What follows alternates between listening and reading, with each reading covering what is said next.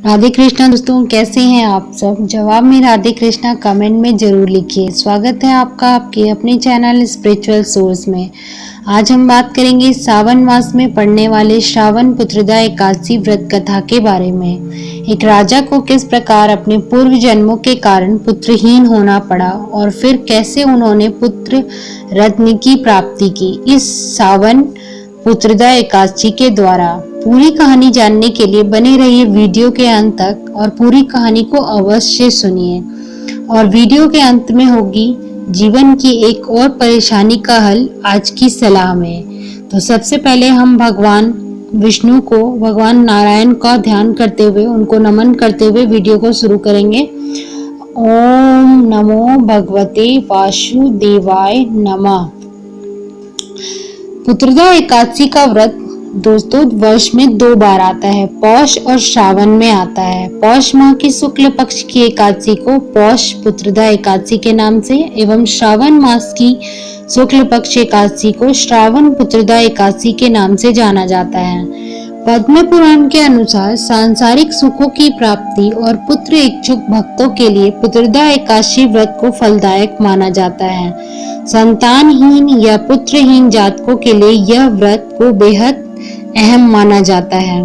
जो भी निसंतान दंपत्ति हैं वे इस व्रत को करके, इस कथा को सुनकर आप अपनी मनोकामना की सकते हैं।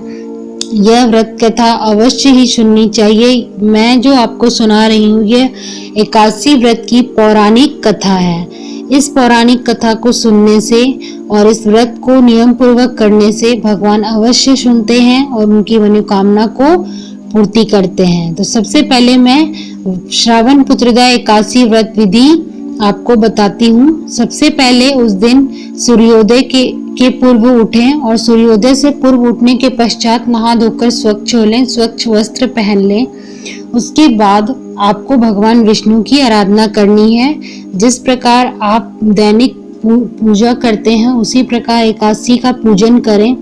सावन महीने की शुक्ल पक्ष की एकादशी यानी कि पुत्रदा एकादशी को सुबह नहाकर भगवान विष्णु को गंगा जल से स्नान कराएं और भोग लगाएं। सबसे पहले उनके आपके पास जो भी मूर्ति हो या जो भी आपके पास फोटो उसको स्नान कराएं गंगा जल से और फिर भगवान को पूजा करने के पश्चात भोग लगाएं। पूरे दिन भगवान विष्णु का स्मरण करते रहें और पूरे दिन कुछ भी न खाएं। इस दिन आपको निराहार रहना है। इस व्रत में अन्न किसी भी समय नहीं लेना चाहिए। अगर आप निराहार नहीं रह सकते हैं तो बिना तला हुआ आहार, फल आदि ले सकते हैं। अपने स्वास्थ्य का जरूर ध्यान रखें। इस दिन पूरे समय भगवान विष्णु का जप करते रहें। जप आप सबको पता है दो मंत्र है जो भगवान को अति प्रिय है। आप ये दोनों मंत्र बहुत ही आसान है, आप इसे निरंतर दिन भर जप करते रहें। व्रत के अगले दिन वेद पाठ करने वाले ब्राह्मणों को भोजन कराकर दान दक्षिणा दें, फिर अपने व्रत का पारण करें। ऐसा करने से घर में सुख शांति ऐश्वर्य में और निश्चित रूप से संतान सुख की प्राप्ति होगी। आप नियम पूर्वक निष्ठा पूर्वक इस व्रत को करें तो अवश्य ही भगवान आपकी मनोकामना को पूर्ण करेंगे। आइए जानते हैं श्रावण पुत्रदा एकादशी की व्रत कथा क्या है। हम इस व्रत कथा को शुरू करते हैं। द्वापर युग के आरंभ में ही महिष्मती नाम की एक नगरी थी। उस नगरी में महाजीत नाम का एक राजा राज्य करता था। वह पुत्रहीन था, इसलिए वह सदा दुखी रहा करता था। उसे वह राज्य, सुख और वैभव सभी कुछ बड़ा ही कष्टदायी प्रतीत होता था, क्योंकि पुत्र के बिना मनुष्य को इहलोक और परलोक दोनों में सुख नहीं मिलता है। राजा ने पुत्र प्राप्ति के बहुत सारे उपाय किए, किंतु उसका हर उपाय निष्फल रहा। जैसे जैसे राजा महाजीत वृद्धावस्था की ओर बढ़ते जा रहे थे, वैसे वैसे उनकी चिंता भी बढ़ती जा रही थी। एक दिन राजा ने अपनी सभा को संबोधित करते हुए कहा, न तो मैंने अपने जीवन में कोई पाप किया है और न ही अन्याय पूर्वक प्रजा से धन एकत्रित किया है, न ही कभी प्रजा को कष्ट दिया है और न कभी देवता और ब्राह्मणों का निरादर किया है। प्रजा का सदैव अपने पुत्र की तरह पालन किया है, कभी किसी से ईर्ष्या भाव नहीं किया, सभी को एक समान समझा है। मेरे राज्य में कानून भी ऐसे नहीं है जो प्रजा में अनावश्यक डर उत्पन्न करें। इस प्रकार धर्म युक्त राज्य करने पर भी मैं इस समय अत्यंत कष्ट पा रहा हूँ। इसका क्या कारण है? मेरी समझ में कुछ भी नहीं आ रहा है। आप इस पर विचार करें कि इसका क्या कारण है और क्या इस जीवन में मैं इस कष्ट से मुक्त हो पाऊंगा। राजा ने अपने सभी सभासदों से इस बारे में विचार विमर्श किया, क्योंकि वह बहुत ही चिंतित थे अपने वंश को लेकर। उन्हें इस बात की चिंता थी कि कैसे मेरे बाद इस राज्य को कौन संभालेगा, कौन इसका उत्तराधिकारी होगा। तो उन्होंने सभी सभासदों से इस बारे में विचार विमर्श किया और उनसे मुक्त होने का उपाय पूछा। राजा के इस कष्ट के निवारण के लिए मंत्री आदि वन को गए, ताकि वहां जाकर किसी ऋषि मुनि को राजा का दुख बताकर कोई समाधान पा सके। वन में जाकर उन्होंने श्रेष्ठ ऋषि मुनियों के दर्शन किए। श्रेष्ठ मुनि उस वन में वयोवृद्ध और धर्म के ज्ञाता महर्षि लोमेश भी रहते थे। वे सभी जन महर्षि लोमेश के पास गए। उन सब ने महर्षि लोमेश को दंडवत प्रणाम किया और उनके सम्मुख बैठ गए। महर्षि के दर्शन से सभी को बड़ी प्रसन्नता हुई और सबने महर्षि लोमेश से प्रार्थना की कि हे देव, हमारे अहोभाग्य कि हमें आपके दर्शनों का सौभाग्य प्राप्त हुआ। मंत्री की बात को सुनकर लोमेश ऋषि ने कहा कि हे मंत्रीवर, आप लोगों की विनम्रता और सद्व्यवहार से मैं अति प्रसन्न हूँ। आप मुझसे अपने आने का प्रयोजन कहें। मैं आपके कार्य को अपने सामर्थ्य के अनुसार अवश्य ही करूँगा, क्योंकि हमारा शरीर ही परोपकार के लिए बना है। लोमेश ऋषि के ऐसे मृदु वचन सुनकर मंत्री ने कहा कि हे ऋषिवर, आप हमारी सभी बातों को जानने में ब्रह्मा से भी ज्यादा समर्थ हैं। अतः आप हमारे संदेह को दूर कीजिए। महिष्मती नामक नगरी के हमारे महाराज महाजीत बड़े ही धर्मात्मा व प्रजावत्सल हैं। वह प्रजा का अपने पुत्र की भांति धर्मानुसार पालन करते हैं, किंतु फिर भी वे पुत्रहीन हैं। हे महामुनि, इससे वह अत्यंत दुखी रहते हैं। हम लोग उनकी प्रजा हैं। हम भी उनके दुख से दुखी हो रहे हैं, क्योंकि प्रजा का यह कर्तव्य है कि राजा के सुख में सुख माने और दुख में दुख माने। अतः उनके पुत्रहीन होने का अभी तक कारण ज्ञात नहीं हुआ है, इसलिए हम आपके पास आए हैं। किसी को भी यह पता नहीं है कि वो किस कारण से यह दुख भोग रहे हैं।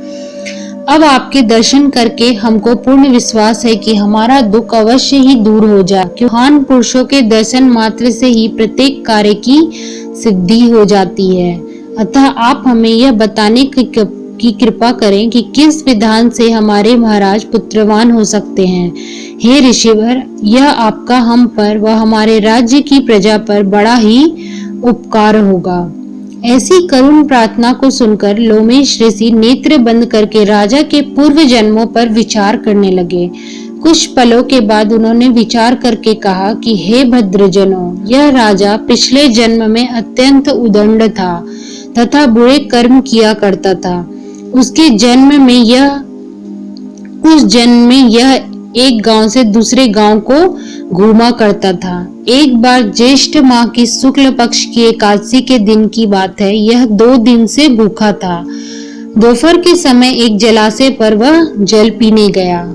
उस स्थान पर उस समय ब्याही हुई एक गाय जल पी रही थी। राजा ने उसको प्यासी ही भगा दिया और स्वयं जल पीने लगा। हे श्रेष्ठ पुरुषों, इसलिए राजा को यह कष्ट भोगना पड़ रहा है।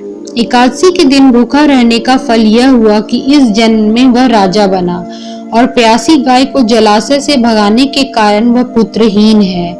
यह जानकर सभी सभासद प्रार्थना करने लगे कि हे ऋषि श्रेष्ठ, शास्त्रों में ऐसा लिखा है कि पुण्य से पाप नष्ट हो जाते हैं। अतः कृपा करके आप हमें कोई ऐसा उपाय बताइए जिससे हमारे राजा के पूर्व जन्मों के पाप नष्ट हो जाएं और उन्हें पुत्र रत्न की प्राप्ति हो। सभासदों की प्रार्थना सुनकर लोमेश मुनि ने कहा कि हे श्रेष्ठ पुरुषों, यदि तुम सब के शुक्ल पक्ष की पुत्रदा एकादशी का व्रत और रात्रि जागरण करो और उस व्रत का फल राजा के निमित्त कर दो, तो तुम्हारे राजा के यहाँ पुत्र उत्पन्न होगा। राजा के सभी कष्टों का नाश हो जाएगा। इस उपाय को जानकर मंत्री सहित सभी ने महर्षि को कोटि कोटि धन्यवाद दिया तथा उनका आशीर्वाद लेकर अपने राज्य में लौट आए। तदुपरांत उन्होंने लोमेश ऋषि की आज्ञा अनुसार पुत्रदा एकादशी का विधान पूर्वक उपवास किया और द्वादशी को उसका पारण करके फल जो था वो राजा को दे दिया। इस पुण्य के प्रभाव से रानी ने गर्भ धारण किया और 9 माह के पश्चात एक अत्यंत तेजस्वी पुत्र को जन्म दिया। भगवान विष्णु ने उनकी प्रार्थना स्वीकार करके उनको पुत्र की प्राप्ति की और दिया। आज की सलाह में मैं आपको बताने वाली हूँ कि आज की सलाह क्या है।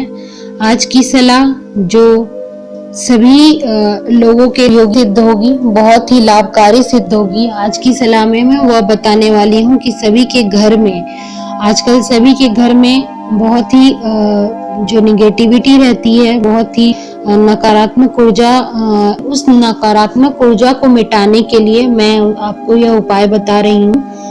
घर में आपको करना है नकारात्मक ऊर्जा मिटाने के लिए, घर में हर अमावस्या के दिन अथवा हर 15 दिन में खड़ा 1 लीटर पानी में 50 ग्राम खड़ा नमक डालकर आपको पोछा लगाना है। मतलब थोड़ी सी मात्रा लेकर आपको पोछा लगाना है। अगर आप प्रतिदिन लगाएं तो बहुत है, अगर आप ना लगा पाए सप्ताह में 1 बार करें। अगर आप उतना भी नहीं कर सकते तो हर अमावस्या के दिन अपने घर को जरूर साफ करें और खड़े नमक डालकर पोछा जरूर। इससे निगेटिविटी जो एनर्जी है वो चली जाएगी।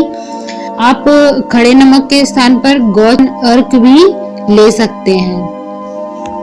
तो आज के जो वीडियो में मैंने आपको श्रावण पुत्रदा एकादशी व्रत कथा को सुनाया।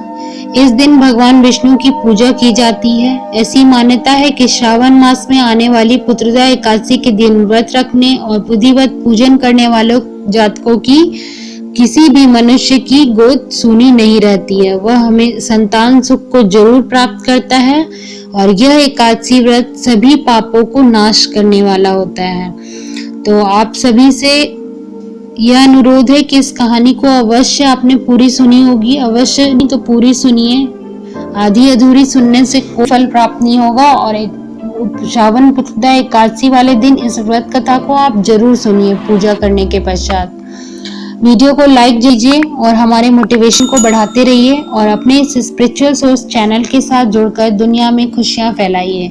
आज के वीडियो में इतना ही। मिलते हैं अगले वीडियो में एक नई जानकारी के साथ।